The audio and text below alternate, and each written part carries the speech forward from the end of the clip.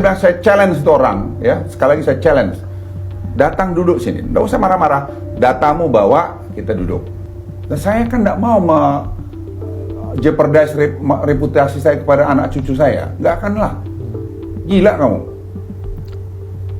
Gila itu orang yang pikirannya gitu. Kami lihat semua aturan, ada studinya dilakukan zamannya Pak Harto, zaman SBY, dilakukan sekarang. Lalu salah di mana? Nah, kesan yang kita tangkap, gubernur terpilih agak resisten dengan ya, kalau dia resisten, dia lihat aja. Silakan aja dia tunjukkan resistensinya di mana. Saya nggak ada urusan. Tapi jangan bilang-bilang terima macam-macam sama saya. Pihak membangun sesuatu. Saya ini bangun rumah di situ. Sudah saya bangun rumah atau bangun gedung tinggi besar tanpa mengikuti aturan. Kemudian saya bilang, tolong beri ini izin.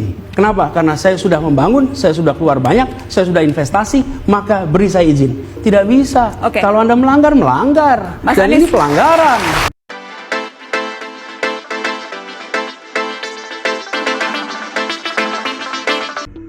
Assalamualaikum warahmatullahi wabarakatuh. Sosok Pak Anies Baswedan kita kenal sangat santun, sopan, tutur katanya sangat lembut, selalu menyejukkan. Tapi ketegasannya Pak Anies jangan pernah diragukan lagi. Pak Anies pernah membuat Ruhut Binsar Panjaitan tidak berdaya dengan ketegasan Pak Anies soal suatu isu yang sangat besar kala itu. Kita langsung saja dengarkan berikut ini. Mas Anies, yang jelas pemerintah pusat tampaknya sikapnya adalah reklamasi jalan terus. Minimal itu yang kita dapat dari Menko Maritim Pak Luhut. Kita dengarkan statement Pak Luhut berikut ini. Itu kamu lihat ya, saya udah berkali-kali katakan, itu kan mulai dari zaman Pak Harto, terus zamannya SBY. Sampai zaman SBY. Ya, terus kemudian Pak Jokowi jadi gubernur, dieksekusi itu. Yang salah di mana?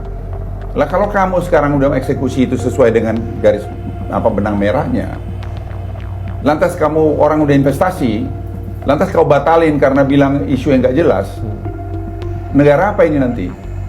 Anak-anak muda seperti kamu nanti menyontoh apa dari generasi saya? Enggak. Jadi saya bilang, saya challenge itu orang, ya. Sekali lagi saya challenge. Datang duduk sini, nggak usah marah-marah. Datamu bawa, kita duduk. Dan saya kan nggak mau jeopardize reputasi saya kepada anak cucu saya. Nggak akan lah. Gila kamu. Gila itu orang yang pikirannya gitu. Kami lihat semua aturan, ada studinya dilakukan zamannya Pak Harto, zaman SBY, dilakukan sekarang. Lalu salah di mana? Nah, kesan yang kita tangkap, gubernur terpilih agak resisten dengan ya, kalau dia resisten, dia lihat aja. Silakan aja dia tunjukkan resistensinya di mana. Saya nggak ada urusan. Tapi jangan bilang-bilang terima macam-macam sama saya. Saya kejar siapapun dia. Kalau mau duduk lihat baik-baik. Jangan aneh-aneh. Ya, siapapun dia itu. Ya. Jadi ini semata-mata hanya melanjutkan apa yang sudah dilakukan dan untuk kepentingan kepastian investasi. Ya. Secara profesional saya pertanggungjawabkan itu. Ya, secara profesional saya pertanggungjawabkan itu. Siapapun dia. Mau siapa dia ngomong sini. Jangan asal ngomong aja Republik ini, dia pikir apa dia? Emang dia siapa? Ngomong yang benar gitu.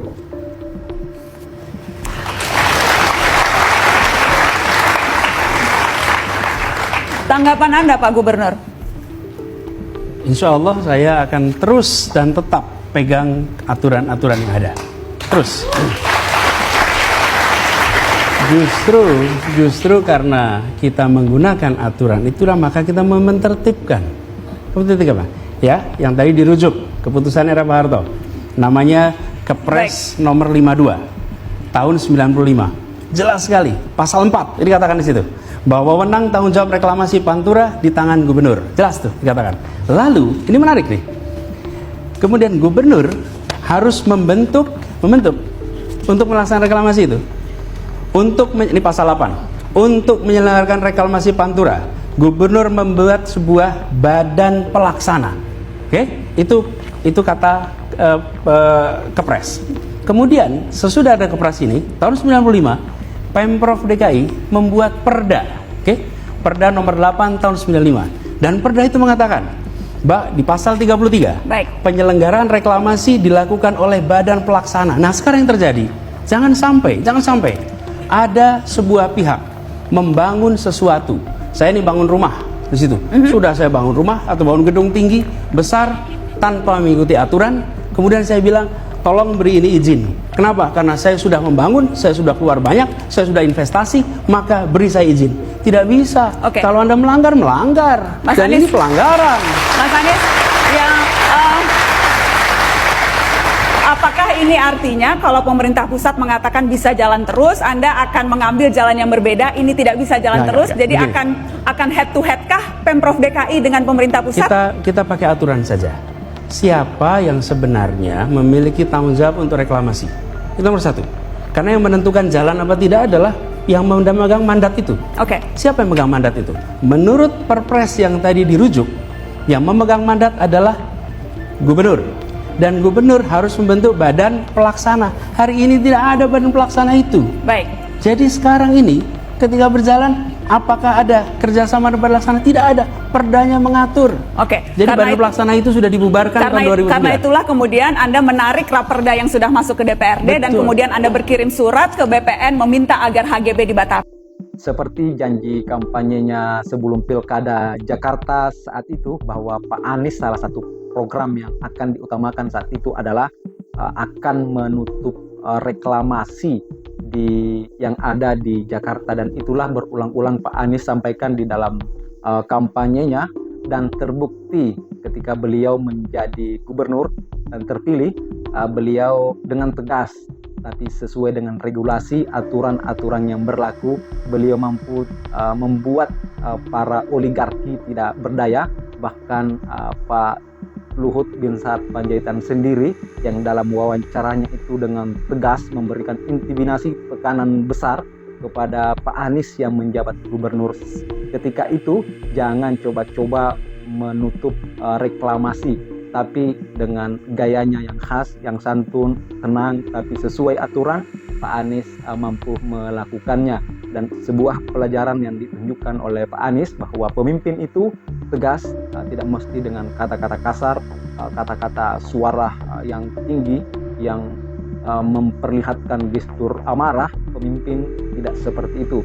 Pemimpin harus lembut di hadapan rakyat, tapi ketika berhadapan dengan sebuah kebijakan yang merugikan publik dan rakyat, maka disitulah pemimpin hadir, harus tegas mengambil sebuah keputusan di mana harus menyelamatkan rakyat. Dan itulah bahkan diduga, bahkan dalam taksirannya ketika Pak Anies menutup reklamasi saat itu, kerugian para oligarki itu mencapai ratusan triliun rupiah. Dan itulah juga menjadi jawaban Pak Anies akan selalu mendapat tekanan, mendapat hambatan jika ingin menjadi pemimpin nasional. Karena inilah yang tidak diinginkan para oligarki kepada beliau, karena Pak Anies ini sosok yang tidak mau disogok, sosok yang tidak mau kerjasama dengan siapapun itu jika mengancam kedaulatan negara, jika mengancam kepentingan masyarakat. Dan Pak Anies tidak mau dinilai, tidak mau dirupiahkan oleh jabatannya. Beliau selalu menjaga integritas, amanah, dan kepercayaan rakyat Indonesia yang diberikan kepadanya. Terima kasih.